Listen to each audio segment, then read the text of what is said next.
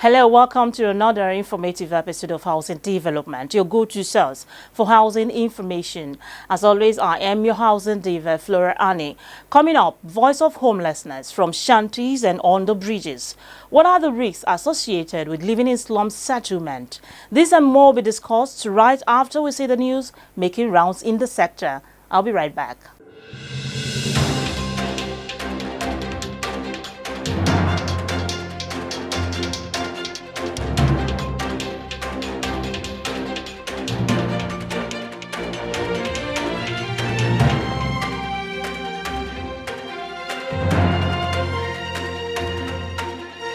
The Nigerian Institute of Town Planners has elected its 25th national president, town planner Nathaniel Atebije, FNITP, alongside the inauguration of 19 other respected town planners to lead the institute for a term of 2 years until the next election in 2024. The investiture for the new president took place recently in Abuja in a glamorous ceremony marking an end to the administration of the former president, town planner Olutoyin Ayinde, who also promised a continuous support to the profession and the new leadership.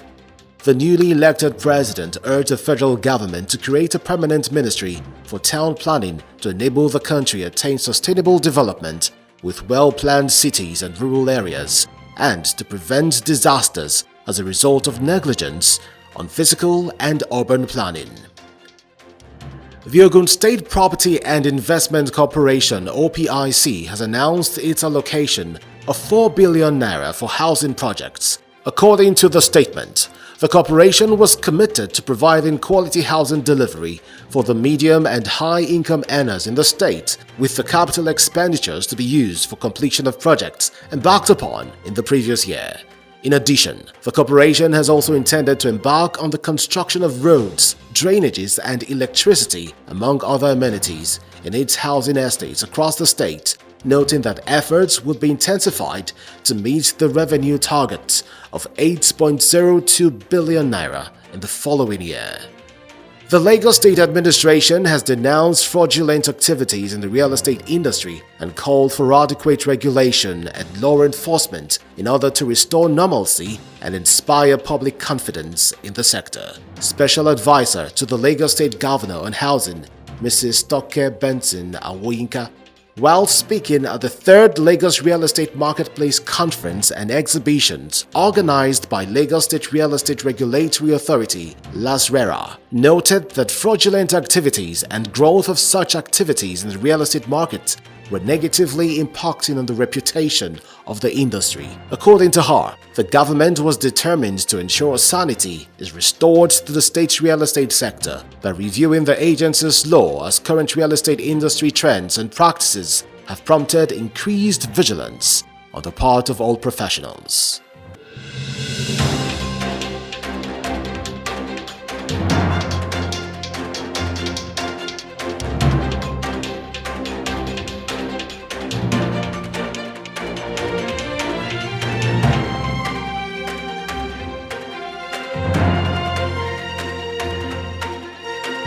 For full details of the news and for more housing, finance and construction news, visit www.africanhousingnews.com.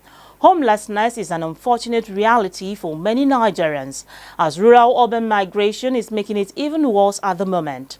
Most people come into the cities for opportunities and a chance at making it without support system, so they sleep on the bridges and unholy places till they can afford home. While many consider that Nigerians' population will be doubled by 2050, it is imperative to solve the homelessness issue now.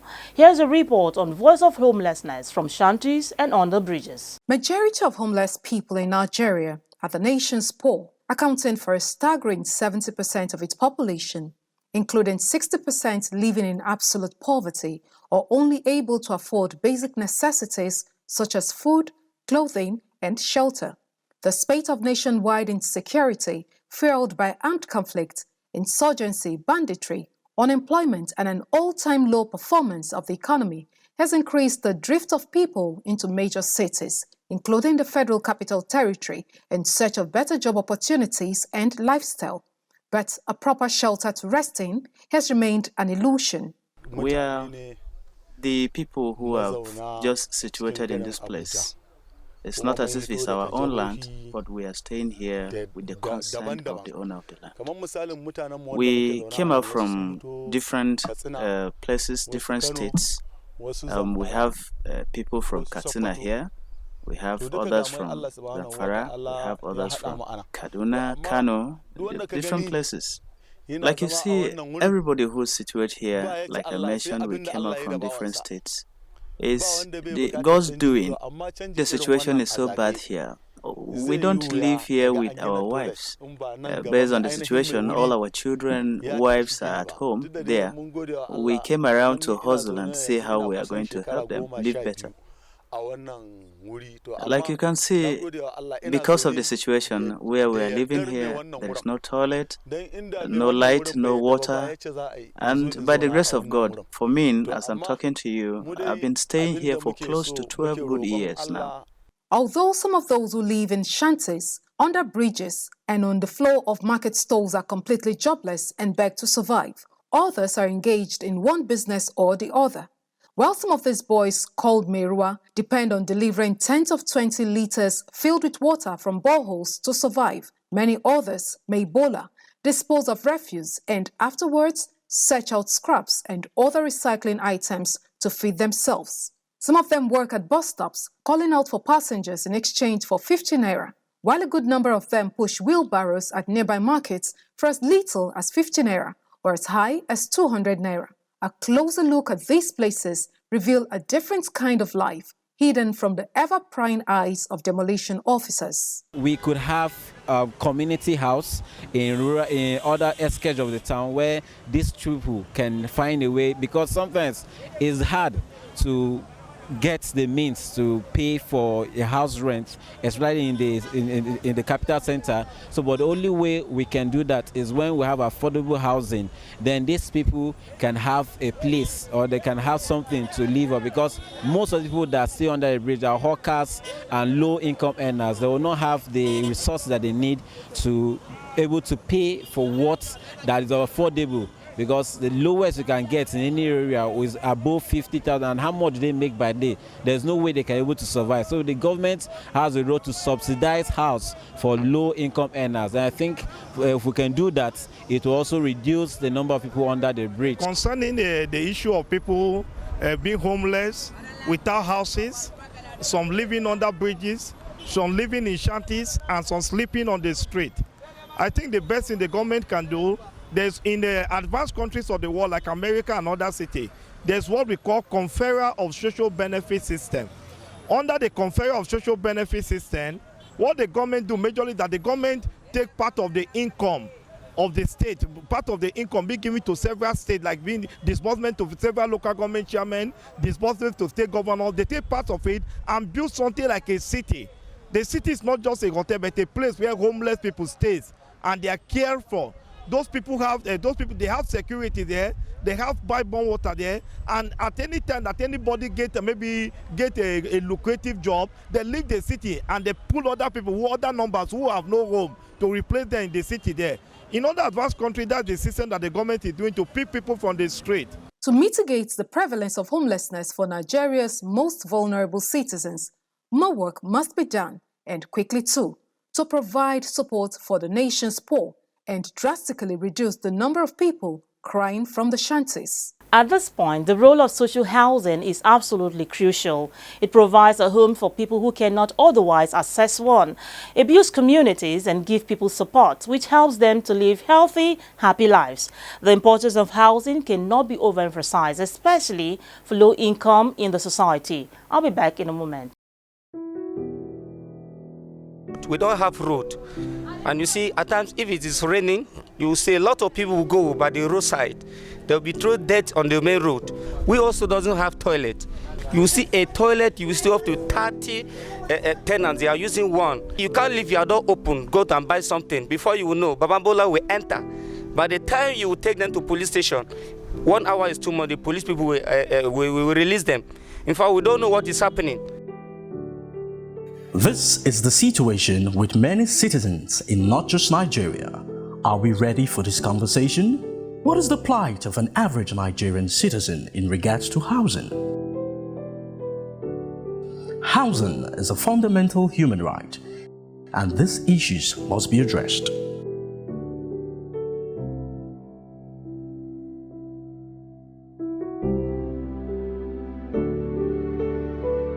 Welcome back. The program is Housing Development.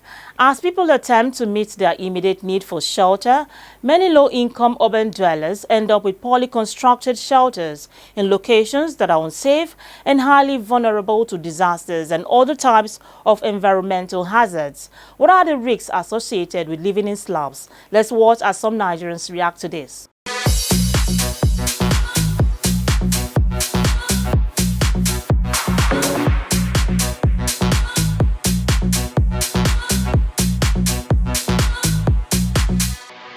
The risks involved in those places there are all kind of vices. People find themselves in fighting, quarreling. You find youths coming up with stealing abilities and skills.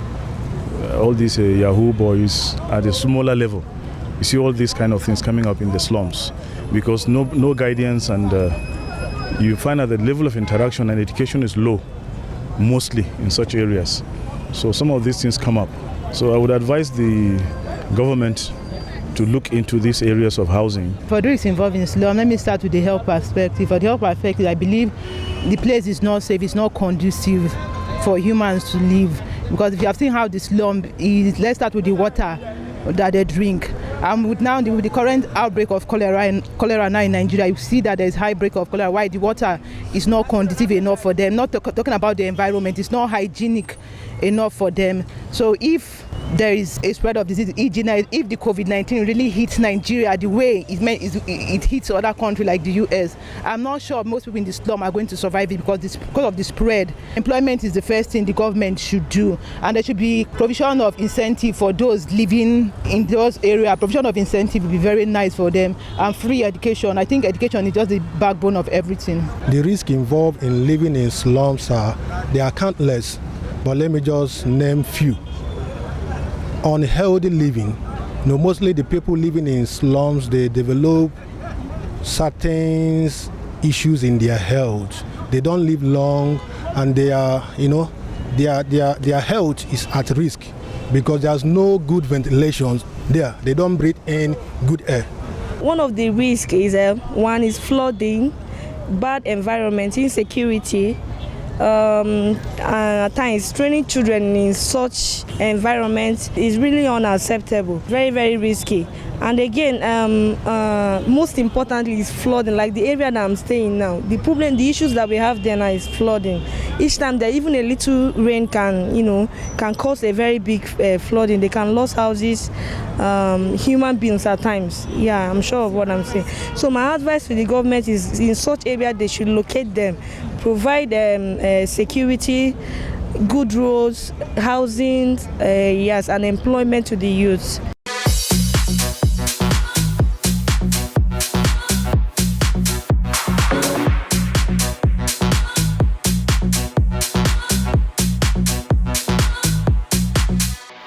Voices on the street there, one thing is certain. Families living in slums lack the crucial conditions they need to live decently and strive as human beings.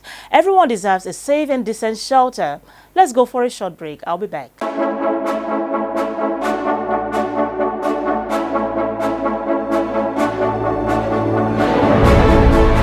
It is a good development. It's something that we encourage others to look forward to annually, and I hope they'll be able to sustain this. And as a serving senator, I will see how we can give support to them in the Senate so that they can go ahead to improve housing in Nigeria.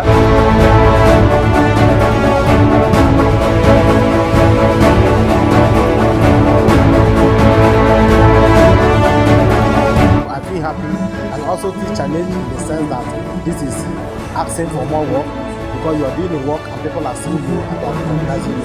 What is this that you doing on that? So I want to thank the organizers for finding me working for this hour.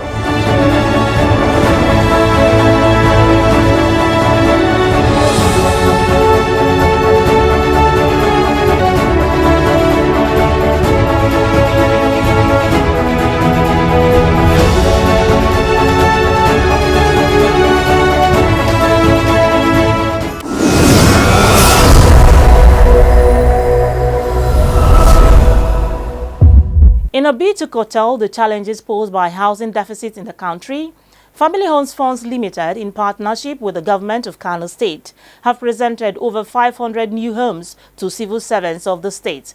For this, the Deputy Governor of Kano State, Dr. Nasiru Gawuna, applauded Family Homes Funds Limited for its strategic partnership with the state towards creating equal opportunities for all to be homeowners. Our correspondent have more details.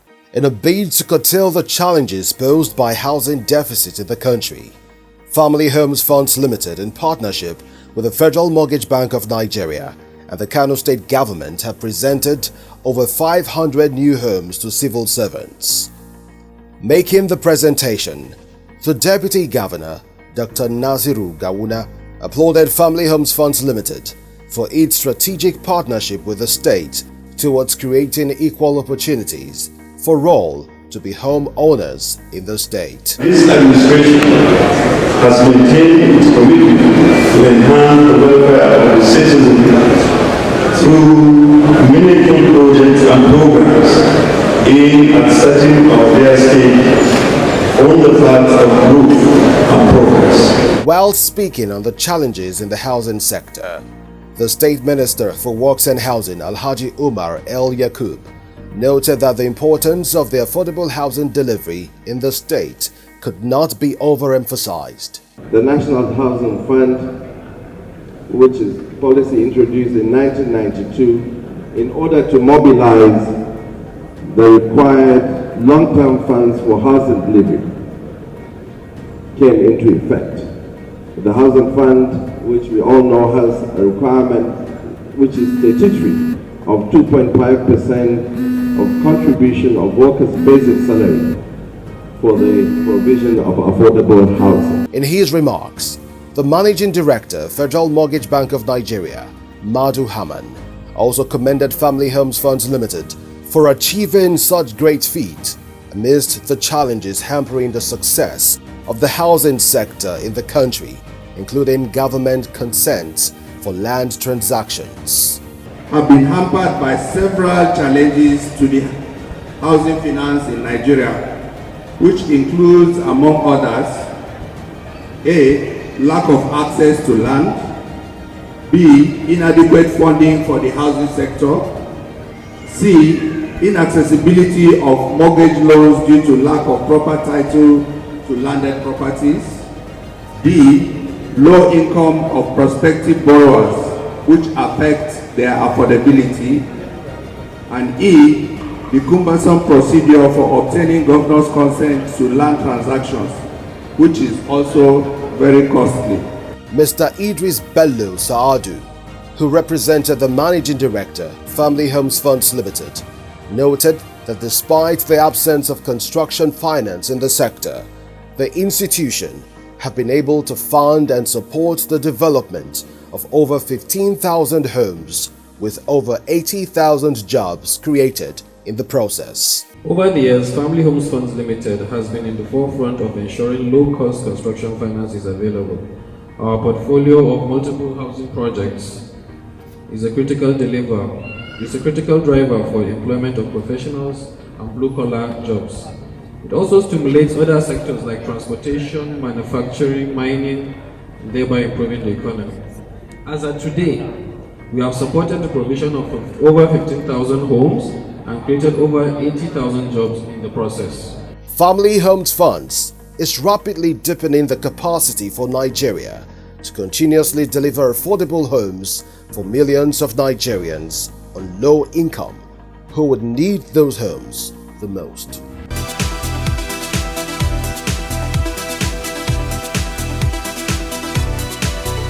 You're watching Housing Development. The most anticipated prestigious awards in the housing sector, African Housing Awards, is happening tomorrow, the 15th day of December 2022.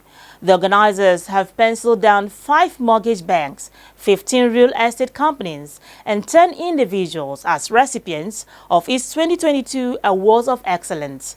The African Housing Awards promotes excellence and reward excellent practices in the real estate sector. You can visit www.africanhousingawards.com for more.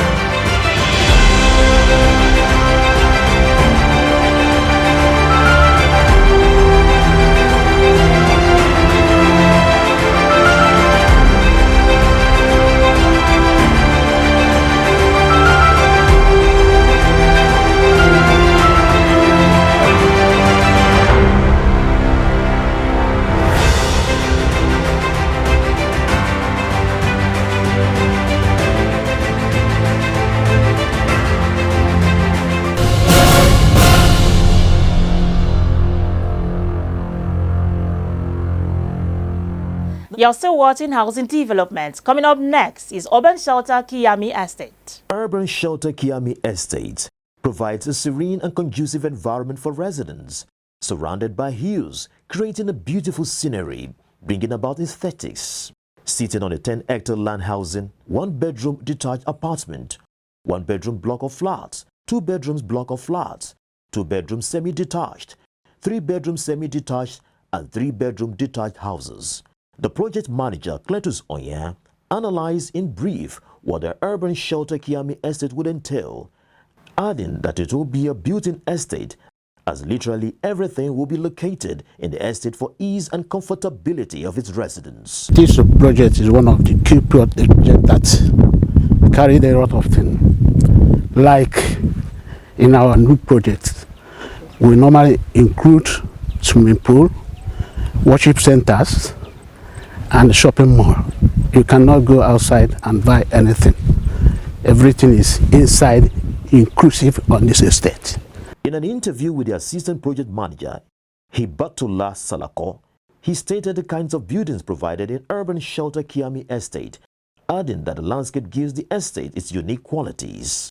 Urban Shelter Kiami Estate. It's sitting on a 10-hectare land with amazing building types. We have 1-bedroom detached. We have 1-bedroom block of flat.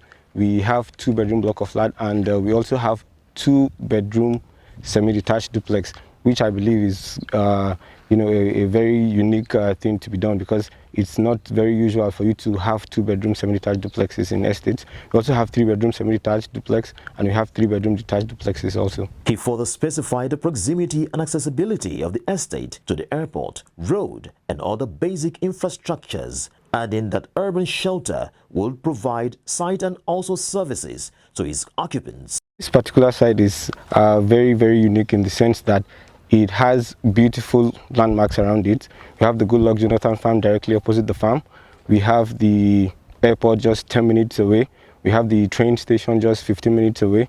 We have the immigration estate along the road coming here. We have the road connecting directly to the Idu train station also. So these are some of the great things about the estate. The site basically is divided into 3 clusters. We have clusters A, B, and C. Cluster A consists of basically the block of flat, which we have 2-bedroom and 1-bedroom block of flat. And cluster B consists of the foundations, which is the 3-bedroom semi-detached foundation, 3-bedroom detached foundation, and also the 2-bedroom semi-detached duplex foundation. And cluster C is basically into plots. Urban Shelter Kiami Estate is indeed providing not just homes for the Nigerian, but also providing quality homes with aesthetics.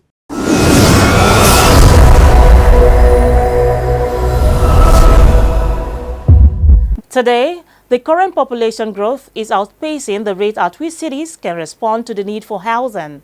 This is the very condition under which slums thrive and grow out of control. Providing decent and low-cost housing is very crucial to reduce the space of homelessness in our societies. And with that, I end today's edition of Housing Development. Thanks for watching. I remain your housing diva, Flora Annie. Do have a lovely day.